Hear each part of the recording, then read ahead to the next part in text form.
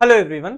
तो my name is Rishabh. आप सभी का बहुत बहुत स्वागत है आधार एकेडमी के डिजिटल प्लेटफॉर्म में। दोस्तों, आज हम यूनेस्को से मान्यता प्राप्त मध्य प्रदेश के कुछ श्लोकों पढ़ने वाले हैं। जब भी यूनेस्को की बात आती है दोस्तों, हम केवल वर्ल्ड हेरिटेज साइट यानी विश्व विरासत स्थल पर आकर एकदम सिमट जाते हैं और यूनेस्को के मान्यता प्राप्त स्थल में हमें केवल ही खजुराहो, सांची और भीमबेटका का ही नाम याद आता है। सही बात है दोस्तों। हालांकि ऐसा बिल्कुल भी नहीं है। यूनेस्को ना केवल world heritage site program run करती है, बल्कि इसके अलावा भी बहुत सारे प्रोग्राम यूनेस्को के द्वारा चलाए जाते हैं। वो कौन कौन से प्रोग्राम हैं और उन प्रोग्राम में मध्य प्रदेश के कौन कौन से स्थल शामिल हैं, इन सभी की चर्चा आज की क्लास में हम करेंगे। बट आगे बढ़ने से पहले दोस्तों, आप सभी को एक प्यारा सा संदेश कि भरी बरसात में तो उड़कर दिखा ए माहिर परिंदे। क्या बोल रहा हूं, ध्यान सुनिएगा।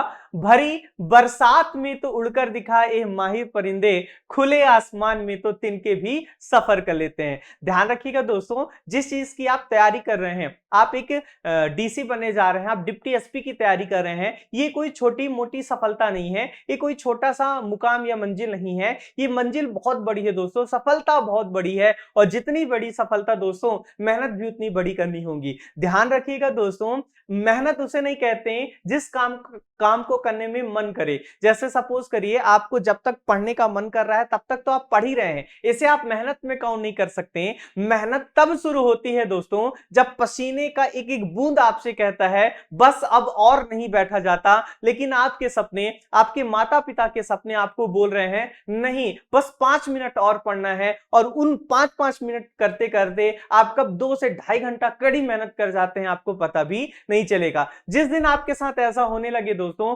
समझ जाइएगा मंजिल आपकी तैयारी, आपका वेट कर रही है, आप मंजिल का वेट नहीं कर रहे हैं। चलिए दोस्तों, शुरू करते हैं आज की कहानी। और हमारा आज का टॉपिक रहने वाला है मध्य प्रदेश में यूनेस्को से मान्यता प्राप्त कुछ स्थल। दोस्तों, इस टॉपिक में आने से पहले आज का जो हीरो है, यानी आज का जो फोकस पॉइंट है दोस्तों, वो है यूनेस्को। हम 2-4 बातें यूनेस्को के बारे में जान लेते हैं। हालांकि यूनेस्को पे हम कभी डिटेल में बाद में चर्चा कर लेंगे, बट कुछ बेसिक चीजें जो आज की क्लास के लिए हमारे लिए इंपॉर्टेंट होती है। सबसे पहले दोस्तों, ये यूनेस्को है क्या? यूनेस्को दोस्तों एक इंटरनेशनल ऑर्गेनाइजेशन है, अंतरराष्ट्रीय संस्था है, जिसका फुल फॉर्म आप मेरे साथ नोट करिएगा दोस्तों। और हाँ, एक बात और बता दूं दोस्तों, आज की क्लास में आपको पढ़ाया नहीं जाएगा, बल्कि आज की क्लास में जो भी पढ़ा जाएगा आपको याद कराया जाएगा। बस आप मेरे साथ लगातार बोलते रहिएगा, ठीक है दोस्तों। चलिए, यूनेस्को का फुल फॉर्म होता है दोस्तों United Nations Educational, scientific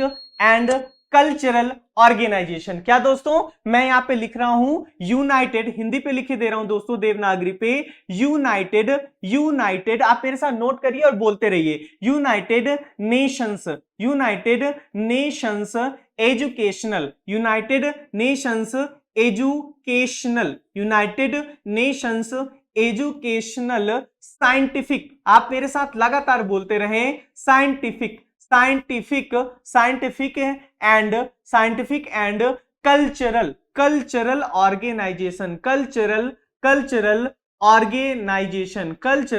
organisation. आप मेरे साथ फटाक से एक बार और बोले। यूनेस्को का फुल फॉर्म क्या है? यूनेस्को का फुल फॉर्म है दोस्तों United Nations Educational, Scientific and Cultural Organization. एक बार और प्रयास करें मेरे साथ बोलने का, United Nations Educational, Scientific and Cultural Organization. Clear दोस्तों? चलिए, सवाल उठता है दोस्तों, इसकी स्थापना कब होती है? तो इसकी स्थापना होती है, नोट करिएगा मेरे साथ दोस्तों, 16 नवंबर 1945 को। कब स्थापना होती है? 16 नवंबर 1945 को। मेरे साथ बोलिए, यूनेस्को की स्टैब्लिशमेंट कब होती है? 16 नवंबर 1945 को। क्लियर है ना? चलिए दोस्तों, अगर ये एक संस्था है तो इसका कोई ना कोई हेडक्वार्टर होगा, या सुनो कोई ना कोई मुख्यालय होगा दोस्तों। इसका मुख्यालय दोस्तों फ्रांस की राजधानी पेरिस में है। कहां पे है साहब? मेरे साथ आप बोलिए, इसका जो मुख्यालय है, यानी यूनेस्को का मुख्यालय फ्रांस की राजधानी पेरिस में है। ठीक है, चलिए दोस्तों, पेरिस से मुझे एक पॉइंट याद आ रहा है, जल्दी से मुझे कमेंट करके बताएं, निमाड़ का पेरिस किसे कहते हैं? क्या निमाड़ का पेरिस किसे कहते हैं? अच्छा, चलिए मैं बता ही देता हूं, बड़वानी को। ध्यान से नोट करिएगा दोस्तों, काफी इंपॉर्टेंट फैक्ट हो जाता है एमपी एग्जाम के लिए। बड़वानी को क्या कहा जाता है? बड़वानी को मध्य प्रदेश या निमाड़ का पेरिस कहा जाता है। इतनी बात क्लियर हो गई। तो क्या क्या पॉइंट हम लोगों ने सीखा? यूनेस्को का फुल फॉर्म जल्दी से मुझे बताइए। United Nations Educational Scientific and Cultural Organization. Establishment कब होता है साहब? 16 नवंबर 1945 को। और मुख्यालय कहां पे है? फ्रांस की राजधानी पेरिस में। और मैंने आपको बताया कि मध्य प्रदेश का पेरिस किसे कहते हैं, या यूं कहूं दोस्तों निमाड़ का पेरिस किसे कहते हैं? तो निमाड़ का पेरिस कहते हैं बड़वानी को, जो कि खरगोन से अलग करके बनाया गया था। ठीक है दोस्तों, चलिए। अच्छा, मुझे आप फटाक से बताइए कमेंट करके कि मध्य प्रदेश का स्विट्जरलैंड किसे कहते हैं। चलिए दोस्तों, ये तो बात रही यूनेस्को की। अब सवाल उठता है यूनेस्को के द्वारा किन किन स्थलों की घोषणा की जाती है, कौन कौन से प्रोजेक्ट चलाए जाते हैं। तो देखिए दोस्तों, एक तो बहुत ज्यादा फेमस है यूनेस्को के द्वारा ही वर्ल्ड हेरिटेज साइट, क्या बोल रहा हूं, विश्व विरासत स्थल। यूनेस्को के द्वारा ही दोस्तों क्या घोषित किया जाता है? यूनेस्को के द्वारा ही विश्व विरासत स्थल घोषित किए जाते हैं। क्लियर होगी दोस्तों? चलिए, अब क्या होता है दोस्तों, जब किसी स्थान को विश्व विरासत स्थल घोषित करना होता है तो ऐसा नहीं होता कि रैंडम ही किसी स्थान को उठाए और इसको विश्व विरासत स्थल घोषित कर दिया। नहीं, उसके लिए क्या करते हैं दोस्तों, एक पहले अस्थायी सूची बना लेते हैं। समझ में आ गई बात? पहले से ही कुछ अस्थायी सूची में कुछ स्थल होते हैं और उन्हीं स्थलों को बाद में वर्ल्ड हेरिटेज साइट घोषित किया जाता है। समझ में आ गई बात? यानी पहली एक क्या की जाती है, कच्ची लिस्ट बनाई जाती है। नहीं कहते ये तो अभी कच्ची लिस्ट है, अभी ये फाइनल नहीं हुआ है। पहले कच्ची लिस्ट बनाई जाती है और उस कच्ची लिस्ट से ही फिर पक्की लिस्ट बनाई जाती है। समझ में आ गई बात दोस्तों? तो ये कच्ची लिस्ट क्या है? कच्ची लिस्ट को कहते हैं दोस्तों अस्थायी सूची। क्या कहते हैं? अस्थायी सूची। इंग्लिश में इसे कहते हैं टेंटेटिव लिस्ट। क्या? टेंटेटिव लिस्ट या अस्थायी सूची। और इसी अस्थायी सूची से ही दोस्तों विश्व विरासत स्थल घोषित किए जाते हैं। यानी यूनेस्को वर्ल्ड हेरिटेज साइट घोषित किया करता है, और वर्ल्ड हेरिटेज साइट घोषित करने से पहले दोस्तों एक अस्थायी सूची भी बनाता है। कौन? यूनेस्को। इतनी बात क्लियर होगी दोस्तों? आगे इनको डिटेल में पढ़ने वाले। फिर यूनेस्को के द्वारा ही दोस्तों एक प्रोजेक्ट चलाया जाता है। उस प्रोजेक्ट का नाम है हिस्टोरिक अर्बन लैंडस्केप प्रोजेक्ट। दिमाग एकदम शांत करके समझिए और सुनिए और याद करने की क्लास में ही कोशिश करिए। क्या बोल रहा हूं दोस्तों, यहां पे देखिए historic urban landscape project, historic urban landscape project, historic urban landscape project. ये प्रोजेक्ट भी कौन चलाता है दोस्तों? ये भी यूनेस्को के द्वारा ही रन किया जाता है। कब शुरू हुआ, क्या उद्देश्य है, इसके आगे चर्चा करते हैं। यानी एक तो वर्ल्ड हेरिटेज साइट घोषित करता है, फिर उसके एक अस्थायी सूची बनाता है, हिस्टोरिक अर्बन लैंडस्केप प्रोजेक्ट भी यूनेस्को के द्वारा ही घोषित किया जाता है। दोस्तों आप सभी ने रामसर साइट का नाम सुना होगा, आर्द्रभूमि स्थल का नाम सुना होगा, और वो जो रामसर साइट डिक्लेयर करने का काम भी किसका है दोस्तों? यूनेस्को के द्वारा ही किया जाता है। यानी अगर आपसे पूछे कि वो कौन सी संस्था है जो अंतरराष्ट्रीय महत्व की आर्द्रभूमि या यूं कहूं रामसर स्थल घोषित करता है, तो वो कौन सी संस्था है दोस्तों? यूनेस्को ही है। क्लियर है दोस्तों? यानी एक तो वर्ल्ड हेरिटेज साइट डिक्लेयर करने का काम यूनेस्को का है, उस वर्ल्ड हेरिटेज साइट की अस्थायी सूची भी बनाने का काम यूनेस्को का है, यूनेस्को के द्वारा ही हिस्टोरिक अर्बन लैंडस्केप प्रोजेक्ट चलाया जाता है, यूनेस्को के द्वारा ही रामसर साइट घोषित किया जाता है दोस्तों, और यूनेस्को के द्वारा ही दोस्तों मैप प्रोग्राम चलाया जाता है। क्या है मैप प्रोग्राम? ध्यान से देखिए दोस्तों, MAB प्रोग्राम। कौन सा प्रोग्राम? MAB programme. M का मतलब होता है दोस्तों मैन। क्या? मैन। ए का मतलब है एंड और बी का मतलब है बायोस्फीयर रिजर्व, यानी man and biosphere reserve programme. Man and biosphere reserve programme ये भी चलाने का काम किसका है? यूनेस्को का है। यानी अगर मैं आपको एक समरी प्रोवाइड करूं कि यूनेस्को के द्वारा क्या क्या किया जाता है, तो ध्यान से देखिएगा दोस्तों। यूनेस्को के द्वारा, यूनेस्को का फुल फॉर्म जल्दी से मुझे बता दीजिए। यूनेस्को का फुल फॉर्म है United Nations Educational Scientific and Cultural Organization. Establishment कब होती है दोस्तों? 16 नवंबर 1945 को। मुख्यालय कहां पे है? पेरिस में। यूनेस्को के द्वारा ही सबसे पहले क्या घोषित किया जाता है दोस्तों? WHS। WHS का मतलब क्या है? वर्ल्ड हेरिटेज साइट, विश्व विरासत स्थल। हालांकि इस स्थल को रैंडम नहीं उठाया जाता, पहले इन स्थलों की एक अस्थायी सूची बनाई जाती है, उसे कहते हैं दोस्तों टेंटेटिव लिस्ट। क्या कहते हैं? टेंटेटिव लिस्ट, टेंटेटिव लिस्ट या अस्थायी सूची। क्लियर होगी दोस्तों इतनी बार? चलिए, यूनेस्को के द्वारा ही मैंने क्या बताया दोस्तों? Historic urban landscape project. क्या बोल रहा हूं दोस्तों, ध्यान से नोट करिएगा और बोलते भी जाइए। Historic historic historic urban historic urban landscape project, historic urban landscape project, historic urban landscape project. ये भी कौन चलाता है दोस्तों, ये भी यूनेस्को ही चलाता है। क्लियर है दोस्तों। चलिए, यूनेस्को के द्वारा ही क्या किया जाता है दोस्तों, रामसर स्थल घोषित किया जाता है। क्या घोषित किया जाता है दोस्तों, यूनेस्को के द्वारा ही रामसर स्थल घोषित किया जाता है। यूनेस्को के द्वारा ही रामसर स्थल घोषित किया जाता है। चलिए, यूनेस्को के द्वारा ही दोस्तों मैब प्रोग्राम चलाया जाता है। फटाक से नोट करिएगा, मैब प्रोग्राम किसके द्वारा चलाया जाता है, यूनेस्को के द्वारा ही। मैब का फुल फॉर्म क्या है, man and biosphere programme. UNESCO के द्वारा ही दोस्तों कुछ यूनिवर्सिटी को मेगा यूनिवर्सिटी का दर्जा दिया जाता है। किसका दर्जा दिया जाता है दोस्तों, मेगा यूनिवर्सिटी को दर्जा दिया जाता है। देखेंगे कि मध्य प्रदेश की वो कौन सी यूनिवर्सिटी है जिसको मेगा यूनिवर्सिटी का दर्जा दिया गया है यूनेस्को के द्वारा। क्लियर हो गई। यानी यूनेस्को वर्ल्ड हेरिटेज साइट घोषित करता है, यूनेस्को अस्थायी सूची घोषित करता है, यूनेस्को के द्वारा ही दोस्तों हिस्टोरिक अर्बन लैंडस्केप प्रोजेक्ट चलाया जाता है, यूनेस्को के द्वारा ही दोस्तों रामसर स्थल घोषित किया जाता है, यूनेस्को के द्वारा ही मैप प्रोग्राम चलाया जाता है और यूनेस्को के द्वारा ही दोस्तों मेगा यूनिवर्सिटी का दर्जा दिया जाता है। तो एक एक करके देखते हैं दोस्तों। सबसे पहले ये देखते हैं कि मध्य प्रदेश में कौन कौन से विश्व विरासत स्थल है। बहुत ज्यादा इंपॉर्टेंट है दोस्तों, ध्यान से सुनिएगा और लगातार बोलते जाइएगा। बोलिए जरूर, बगल वाले को पता चलना चाहिए कि अपने सपने के करीब जा रहा है। क्लियर दोस्तों। तो मध्य प्रदेश में 3 विश्व विरासत स्थल है। तो पहली बार तो पहला फैक्ट तो आपको यही याद करना है कि मध्य प्रदेश में कितने विश्व विरासत स्थल है। मध्य प्रदेश में 3 विश्व विरासत स्थल है। जल्दी से मेरे साथ बोलिए, मध्य प्रदेश में कितने विश्व विरासत स्थल है। मध्य प्रदेश में 3 विश्व विरासत स्थल है। कौन कौन से है दोस्तों, तो मध्य प्रदेश का पहला विश्व विरासत स्थल है दोस्तों खजुराहो। कौन सा है, मध्य प्रदेश का पहला विश्व विरासत स्थल है दोस्तों खजुराहो। डायरेक्ट क्वेश्चन पूछेगा, मध्य प्रदेश का पहला विश्व विरासत स्थल, आंसर क्या करना है, खजुराहो।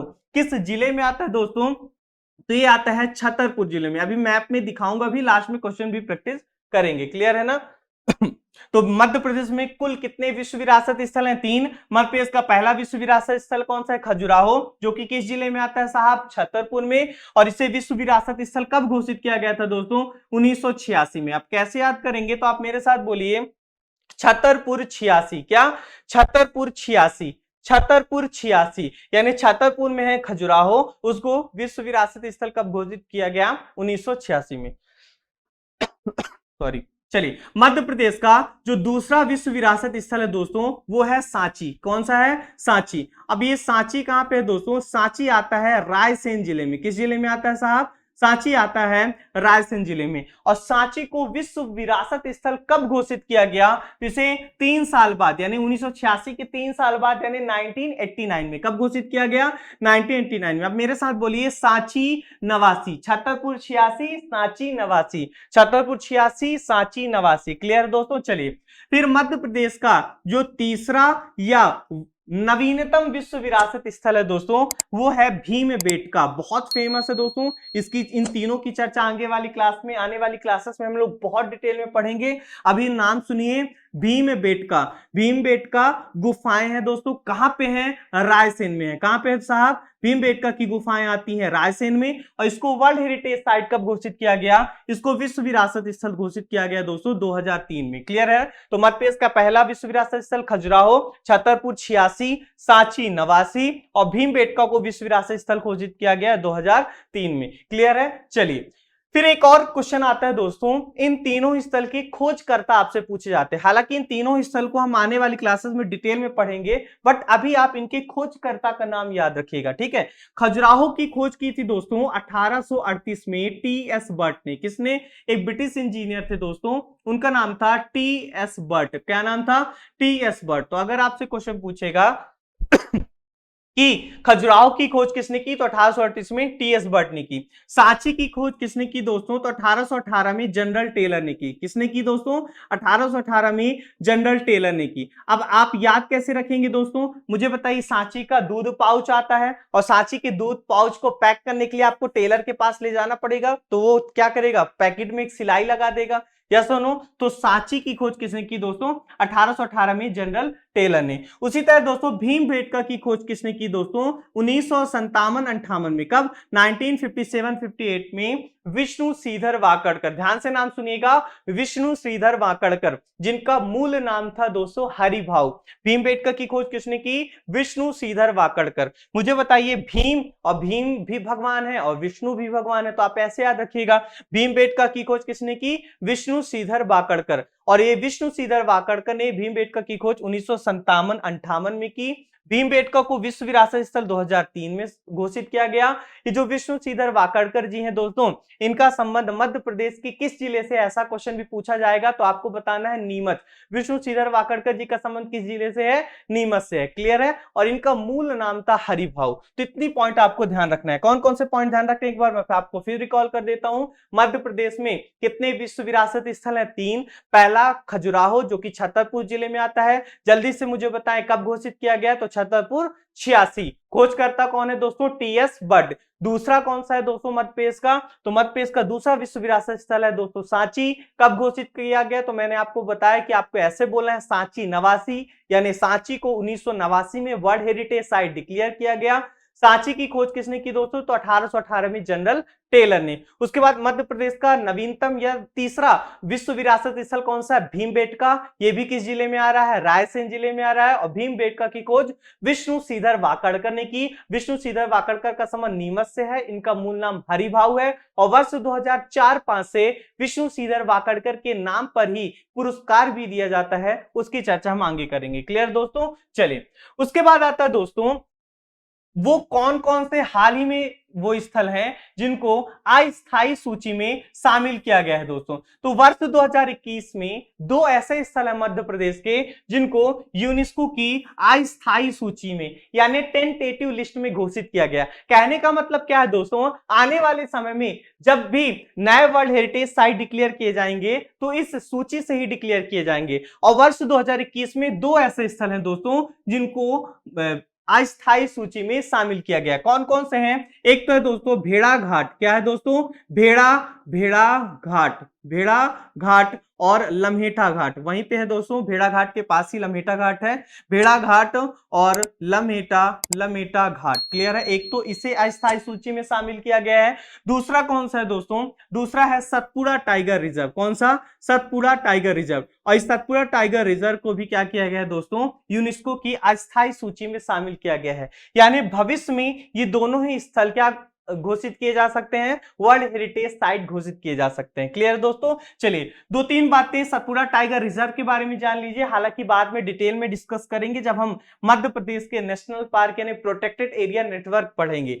सतपुड़ा टाइगर रिजर्व की नेशनल पार्क के रूप में स्थापना वर्ष 1983 में की गई थी। पहला क्वेश्चन दोस्तों, क्या कि सतपुड़ा नेशनल पार्क की स्थापना कब की गई थी? 1983 में की गई थी। अच्छा, ये आता कहां पे दोस्तों? तो ये नर्मदापुरम जिले में आता है। किस जिले में आता है? नर्मदापुरम जिले में आता है। तो सतपुड़ा नेशनल पार्क किस जिले में आता है? नर्मदापुरम जिले में आता है। इसे नेशनल पार्क के रूप में कब स्थापित किया गया था? 1983 में स्थापित किया गया था। लगातार मेरे साथ बोलते रहे। इसको प्रोजेक्ट टाइगर में कब शामिल किया गया दोस्तों? तो वर्ष 1999 2000 में इसे क्या किया गया? प्रोजेक्ट टाइगर में शामिल किया गया। ठीक है? और यहां पे दोस्तों ब्लैक बक या कृष्ण मृग बहुत ज्यादा पाए जाते हैं। क्या पाए जाते हैं दोस्तों? कृष्ण मृग बहुत ज्यादा पाए जाते हैं। ये वही कृष्ण मृग हैं दोस्तों जो कि सलमान खान साहब से बहुत ज्यादा डरते हैं। तो आपको क्या क्या ध्यान रखना है सतपुड़ा टाइगर रिजर्व के बारे में कि ये नर्मदापुरम जिले में है। इसको नेशनल पार्क के रूप में स्थापना कब की गई? 1983 में की गई।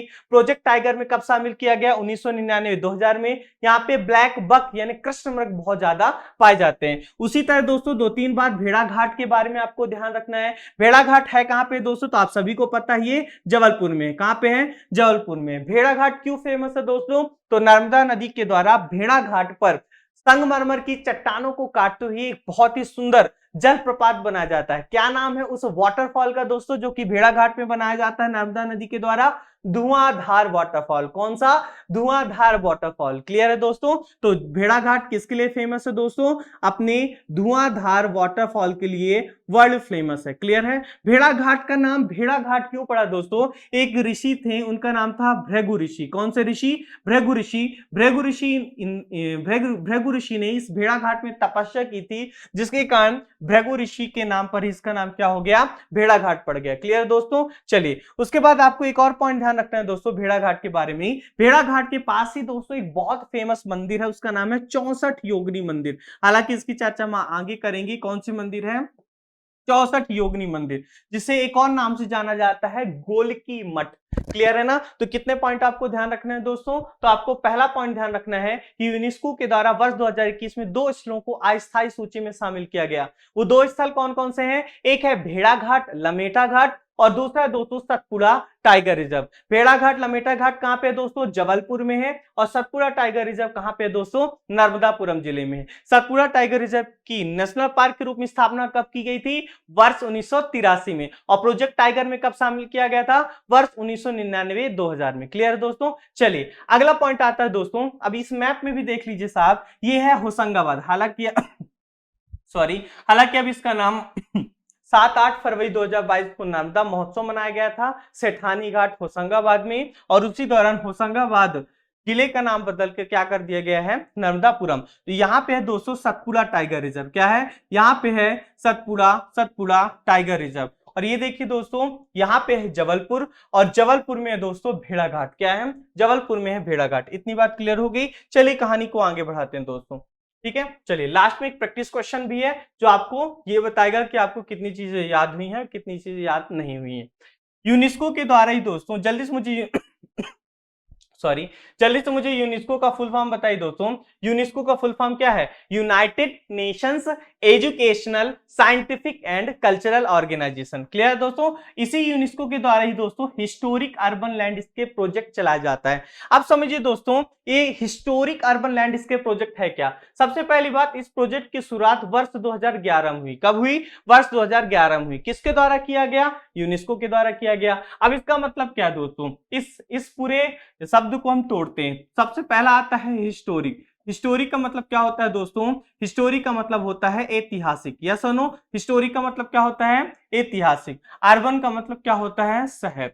तो ऐसे शहर दोस्तों जो अपने ऐतिहासिक और सांस्कृतिक महत्व को रखते हैं, ऐसे शहर जो अपने ऐतिहासिक और सांस्कृतिक महत्व के लिए विश्व फेमस है, उन शहरों में लगातार क्या किया जा रहा है? विकास किया जा रहा है। और इस विकास कार्य के कारण उनका जो ऐतिहासिक और सांस्कृतिक महत्व है वो लगातार खत्म होते जा रहे हैं। मैं आपको एक एग्जांपल के तहत समझाता हूं। मान लीजिए कोई ऐसा शहर है जो कि हिस्ट्री के पॉइंट ऑफ व्यू से बहुत इंपॉर्टेंट था।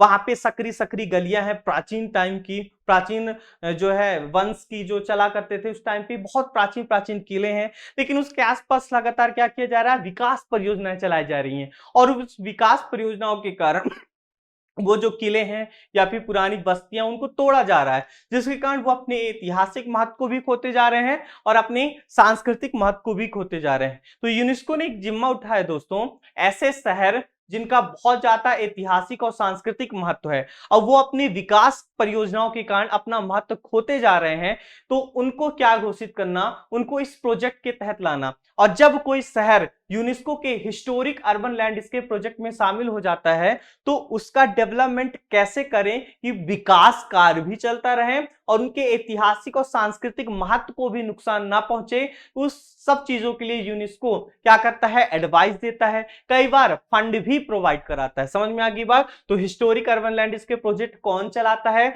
यूनेस्को चलाता है। कब से चलाता है दोस्तों? वर्ष 2011 से चला रहा है। ठीक है, चलिए दोस्तों, अब क्या है दोस्तों, पूरे दक्षिण एशिया में, क्या मैं बोल रहा हूं? पूरे दक्षिण एशिया में। दक्षिण एशिया का कहने का मतलब क्या है दोस्तों? पाकिस्तान, भारत, नेपाल, भूटान, बांग्लादेश, ये सब देश किस में आते हैं? दक्षिण एशिया में आते हैं। और पूरे दक्षिण एशिया में केवल 8 ऐसे शहर है दोस्तों, केवल 8 ऐसे शहर हैं जिनको हिस्टोरिक अर्बन लैंडस्केप प्रोजेक्ट में शामिल किया गया है। और 8 में से 2 पहले से ही भारत के शामिल थे।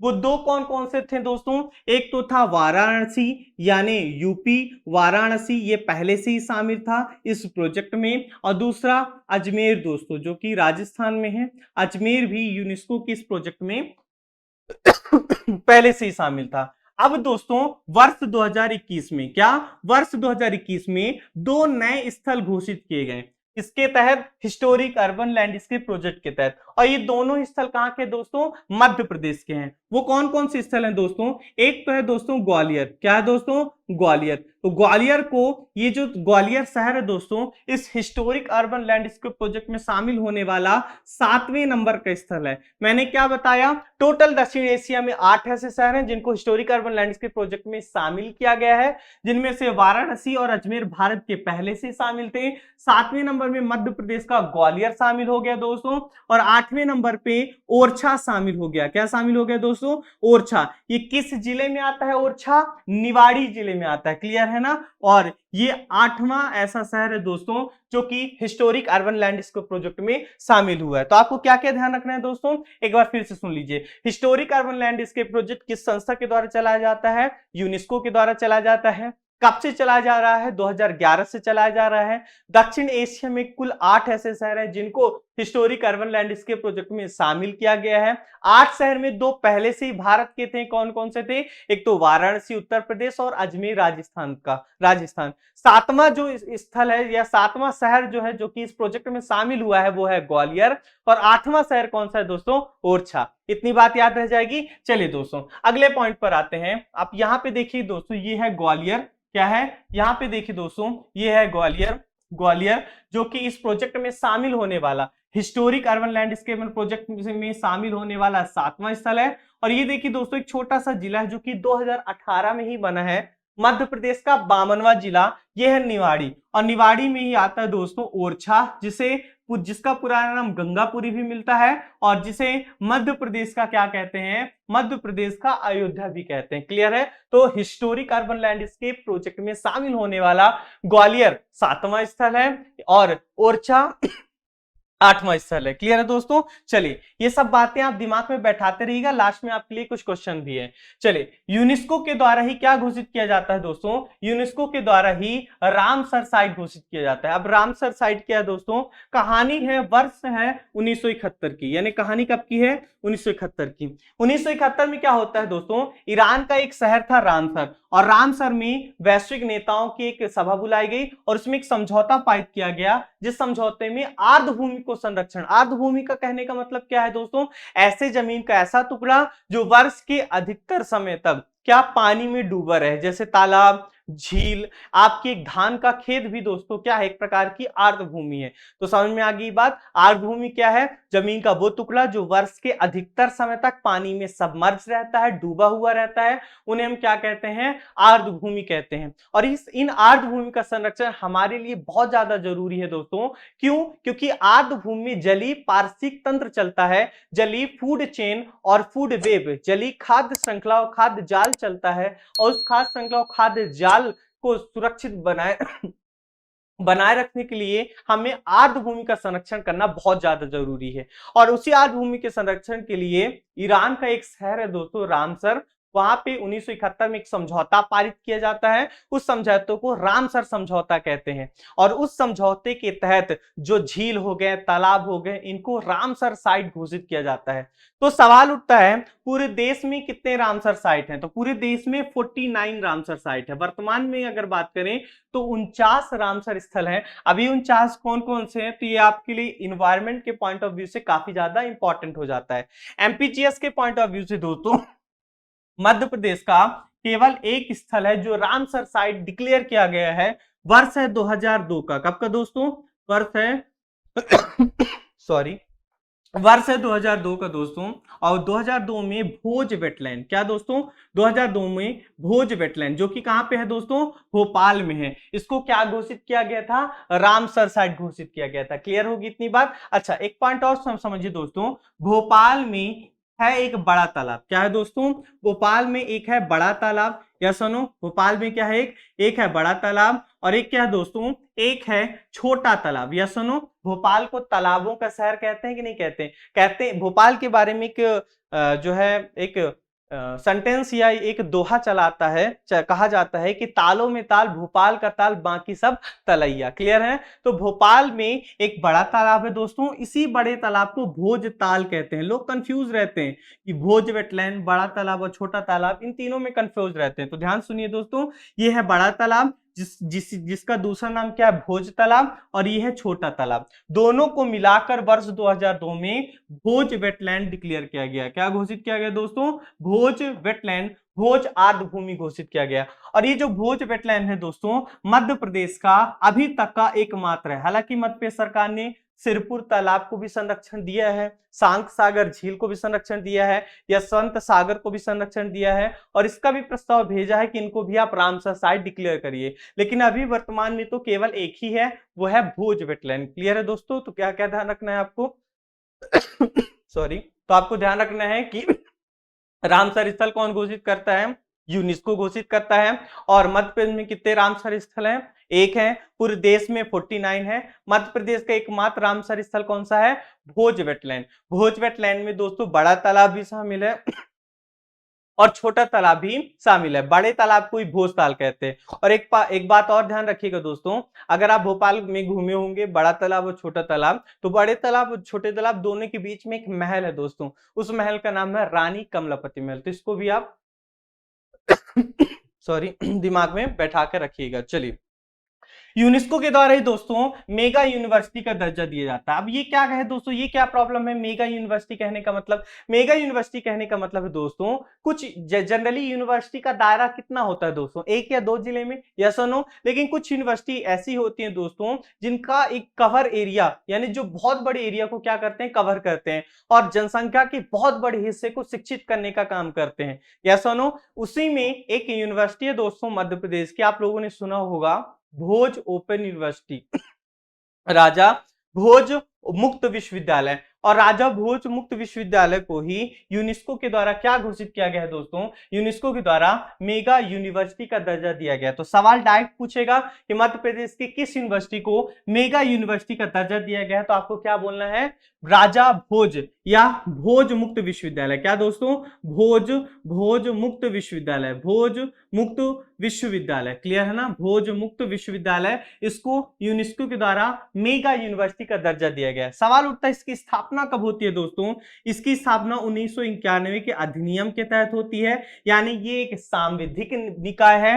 कब होती है? अधिनियम तो 1991 का है, स्थापना होती है दोस्तों 1 अक्टूबर 1992 को। क्लियर है? और इस राजा भोज मुक्त विश्वविद्यालय के द्वारा ही दोस्तों मध्य प्रदेश में रामायण में 1 वर्ष का डिप्लोमा कराया जा रहा है। तो आपसे डायरेक्ट क्वेश्चन पूछेगा कि मेगा यूनिवर्सिटी का दर्जा किसे दिया गया है? भोज मुक्त विश्वविद्यालय को। भोज मुक्त विश्वविद्यालय की स्थापना कब होती है दोस्तों? 1991 के अधिनियम के तहत 1 अक्टूबर 1992 को की जाती है। कहां इसका मुख्यालय दोस्तों? ये है दोस्तों भोपाल में। कहां पे है? भोपाल में। मुझे आप जल्दी से कमेंट करके बताइएगा मध्य प्रदेश की वो कौन सी यूनिवर्सिटी है जिसके द्वारा पुलिस साइंस में बैचलर कोर्स कराया जा रहा है। ठीक है, चलिए दोस्तों, मध्य प्रदेश का यूनेस्को का जो अगला प्रोजेक्ट है दोस्तों, वो है मैन एंड बायोस्फीयर प्रोग्राम। ठीक है, अब ये क्या है दोस्तों? आप लोगों ने इन्वायरमेंट में जैव मंडल आरक्षित क्षेत्र पढ़ते होंगे, बायोस्फीयर रिजर्व पढ़ते होंगे। क्या पढ़ते होंगे आप? बायोस्फीयर रिजर्व, जैव मंडल आरक्षित क्षेत्र। और आप लोगों ने इन्वायरमेंट में ये भी पढ़ा होगा दोस्तों कि भारत का, ध्यान सुनिएगा, भारत में वर्तमान में टोटल 18 बायोस्फीयर रिजर्व, 18 जैव आरक्षित क्षेत्र है। अब ये जैव आरक्षित क्षेत्र क्या होते हैं दोस्तों? जैसे नेशनल पार्क होते हैं, वाइल्ड लाइफ सेंचुरी होती है दोस्तों, उसी तरह जैव विविधता के संरक्षण के लिए बायोस्फीयर रिजर्व घोषित किया जाता है। वर्तमान में भारत में 18 बायोस्फीयर रिजर्व है। 18 में से पहला बायोस्फीयर रिजर्व कौन सा था दोस्तों भारत का? तो भारत का पहला बायोस्फीयर रिजर्व था दोस्तों नीलगिरी बायोस्फीयर रिजर्व। कौन सा था? आप मेरे साथ बोलिए, भारत का पहला बायोस्फीयर रिजर्व कौन सा था? Nilgiri biosphere reserve. Nilgiri biosphere reserve को घोषित कब किया गया था? 1986 में। कब घोषित किया गया था नीलगिरी बायोस्फीयर रिजर्व को? 1986 में। किसके द्वारा दोस्तों? गवर्नमेंट ऑफ इंडिया के द्वारा, भारत सरकार के द्वारा। तो पहला क्वेश्चन, भारत का पहला biosphere reserve Nilgiri biosphere reserve. Bharat सरकार के द्वारा कब घोषित किया गया? 1986 में घोषित किया गया। कहां पे है दोस्तों? आप ये मैप देखिए दोस्तों, ये भारत का एक राज्य, इसका नाम है तमिलनाडु। ठीक है, ये भारत का एक राज्य दोस्तों, इसका नाम है कर्नाटक। क्या नाम है? कर्नाटक। और ये भारत का एक राज्य दोस्तों, इसका नाम है केरला। क्या है? केरला। तो आप देखिए तीनों के सीमा पे स्थित है, कर्नाटक, केरल और तमिलनाडु में, तीनों में फैला हुआ है नीलगिरी बायोस्फीयर रिजर्व। क्लियर है दोस्तों? चलिए, यूनेस्को के द्वारा मैब प्रोग्राम की शुरुआत की जाती है 1972 में, 1972 में। यानी इस प्रोग्राम में क्या किया जाता है, कुछ बायोस्फीयर रिजर्व को यूनेस्को इस प्रोग्राम में शामिल करती है, और जिन बायोस्फीयर रिजर्व को इस प्रोग्राम में शामिल किया जाता है, उन बायोस्फीयर रिजर्व के डेवलपमेंट के लिए वहां और बेहतर ढंग से कैसे जैव विविधता का संरक्षण किया जा सकता है, इसके लिए तकनीकी सुविधाएं उपलब्ध कराती है। इसके अलावा दोस्तों कुछ फंड भी कभी कभी प्रोवाइड करा दिया जाता है। तो ये नीलगिरी बायोस्फीयर रिजर्व को यूनेस्को के मैप प्रोग्राम में, और यूनेस्को का मैप प्रोग्राम कब शामिल शुरुआत होता है? 1972 में शुरू होता है यूनेस्को का मैप प्रोग्राम, और यूनेस्को के मैप प्रोग्राम के तहत तो वर्ष 2000 में इसे शामिल किया जाता है। तो यहां से दो क्वेश्चन बनते हैं दोस्तों, ध्यान सुनिएगा। भारत सरकार द्वारा घोषित पहला बायोस्फीयर रिजर्व नीलगिरी कब? 1986 में। फिर यूनेस्को के मैप प्रोग्राम में शामिल होने वाला भारत का पहला बायोस्फीयर रिजर्व वो भी नीलगिरी में है, लेकिन कब? वर्ष 2000 में। क्लियर दोस्तों? चलिए, उसी तरह अगर आपसे कोई क्वेश्चन पूछे दोस्तों कि ये तो बात रही भारत का पहला बायोस्फीयर रिजर्व, मध्य प्रदेश का पहला बायोस्फीयर रिजर्व अगर क्वेश्चन पूछेगा दोस्तों, तो यहां पे है पचमढ़ी बायोस्फीयर रिजर्व। जल्दी मेरे साथ बोलिए, भारत का पहला कौन सा है? भारत का पहला है नीलगिरी बायोस्फीयर रिजर्व। मध्य प्रदेश का पहला कौन सा है? मध्य प्रदेश का पहला बायोस्फीयर रिजर्व है दोस्तों पचमढ़ी, जिसको कब घोषित किया गया था बायोस्फीयर रिजर्व? वर्ष 1999 में। क्लियर है? यानी नीलगिरी भारत का पहला बायोस्फीयर रिजर्व, मध्य प्रदेश का पहला बायोस्फीयर रिजर्व पचमढ़ी। नीलगिरी को बायोस्फीयर रिजर्व भारत सरकार द्वारा वर्ष 1986 में घोषित किया गया, और पचमढ़ी को बायोस्फीयर रिजर्व भारत सरकार द्वारा वर्ष 1999 में घोषित किया गया। जिस तरह नीलगिरी को वर्ष 2000 में मैप प्रोग्राम में शामिल किया गया, किसमें शामिल किया गया? मैप प्रोग्राम में शामिल किया गया। उसी तरह वर्ष 2009 में दोस्तों, कब? वर्ष 2009 में पचमढ़ी को किसमें शामिल किया जाता है? मैप प्रोग्राम में शामिल किया जाता है। क्लियर दोस्तों? चलिए, तो आपसे डायरेक्ट क्वेश्चन पूछा जाएगा, भारत का पहला बायोस्फीयर रिजर्व नीलगिरी, भारत का पहला बायोस्फीयर रिजर्व जो मैप प्रोग्राम में शामिल हुआ वो भी नीलगिरी, मध्य प्रदेश का पहला बायोस्फीयर रिजर्व है पचमढ़ी, जो कि भारत सरकार द्वारा कब घोषित किया गया? वर्ष 1999 में। इसको मैप प्रोग्राम में शामिल कब किया गया? वर्ष 2009 में। क्लियर है? चलिए, मध्य प्रदेश का दूसरा बायोस्फीयर रिजर्व दोस्तों अचानक मार अमरकंटक बायोस्फीयर रिजर्व। कैसे मार? बता के न मार, अचानक मार। तो मध्य प्रदेश का दूसरा बायोस्फीयर रिजर्व कौन सा है दोस्तों? मध्य प्रदेश का दूसरा बायोस्फीयर रिजर्व है अचानक मार बायोस्फीयर रिजर्व। कैसे मार? अचानक मार बायोस्फीयर रिजर्व। और मुझे बताइए दोस्तों, जब आप किसी को बिना बताए अचानक मारेंगे तो उसके गाल पे आपकी पांचों उंगलियों के निशान बन जाएंगे कि नहीं बन जाएंगे? तो आप ऐसे याद रखिएगा, जब किसी को अचानक मारेंगे तो हमारी पांचों उंगलियां उसके गाल में निशान बन जाएंगे। तो इसकी स्थापना 2005 में की गई थी, और इसको मैप प्रोग्राम में कब शामिल किया गया था? इसको मैप प्रोग्राम में वर्ष 2012 में शामिल किया गया था। कब शामिल किया गया था दोस्तों? वर्ष 2012 में। ठीक है, चलिए, मध्य प्रदेश का तीसरा और आखिरी बायोस्फीयर रिजर्व है दोस्तों पन्ना बायोस्फीयर रिजर्व। कौन सा रिजर्व दोस्तों?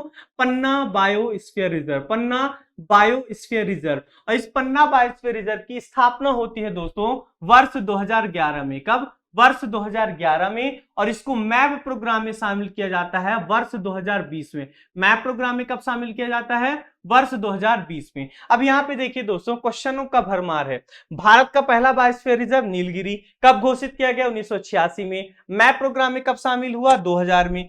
मध्य प्रदेश का पहला बायोस्फीयर रिजर्व है पचमढ़ी, कब घोषित किया गया? वर्ष 1999 में। मैप प्रोग्राम में 2009 में। मध्य प्रदेश का दूसरा बायोस्फीयर रिजर्व बता के ना मार, कैसे मार? अचानक मार, कब घोषित किया गया? वर्ष 2005 में। और इसको मैप प्रोग्राम में कब शामिल किया गया? यूनेस्को के वर्ष 2012 में। मध्य प्रदेश का तीसरा और भारत का नवीनतम, ना केवल मध्य प्रदेश का नवीनतम बल्कि पूरे भारत का नवीनतम, क्या दोस्तों? पूरे भारत का नवीनतम बायोस्फीयर रिजर्व अगर आपसे पूछे तो आप क्या बोलेंगे? पन्ना बायोस्फीयर रिजर्व, जो कि जिसकी स्थापना होती है वर्ष 2011 में और यूनेस्को द्वारा मैप प्रोग्राम में कब शामिल किया जाता है, वर्ष 2020 में। यहां तक की कहानी क्लियर है दोस्तों। चलिए अब कुछ क्वेश्चन की तरफ बढ़ते हैं।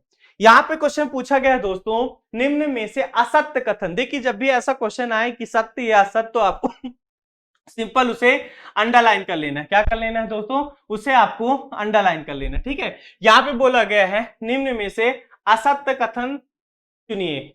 पहला क्वेश्चन बोला गया है, पहला स्टेटमेंट है वर्तमान में मध्य प्रदेश में 3 विश्व विरासत स्थल है। बिल्कुल सही है। मध्य प्रदेश में कितने विश्व विरासत स्थल हैं, 3 है। कौन कौन से, छतरपुर 86, सांची 89 और भीमबेटका 2003। क्लियर है। चलिए दूसरा यहाँ पे स्टेटमेंट लिखा है सिरपुर तालाब को वर्ष 2002 में रामसर स्थल घोषित किया गया। ना बाबा, बिल्कुल गलत बात है। क्यों, क्योंकि मध्य प्रदेश में तो केवल एक ही भोज रामसर वेटलैंड है। वो कौन सा है, भोज वेटलैंड है, जिसमें भोपाल का बड़ा तालाब और छोटा तालाब शामिल है। यानी जो स्टेटमेंट 2 है साहब, वो तो बिल्कुल गलत है। क्लियर है। चलिए स्टेटमेंट 3 पढ़ते हैं। वर्ष 2021 में भेड़ाघाट व सतपुड़ा टाइगर रिजर्व को विश्व विरासत की अस्थायी सूची में शामिल किया गया है। बिल्कुल सही बात है। मैंने आपको बताया था भेड़ाघाट, लमेटाघाट, सतपुड़ा टाइगर रिजर्व, इनको टेंटेटिव लिस्ट में शामिल किया गया है। यानी तीसरा स्टेटमेंट भी बिल्कुल सही है।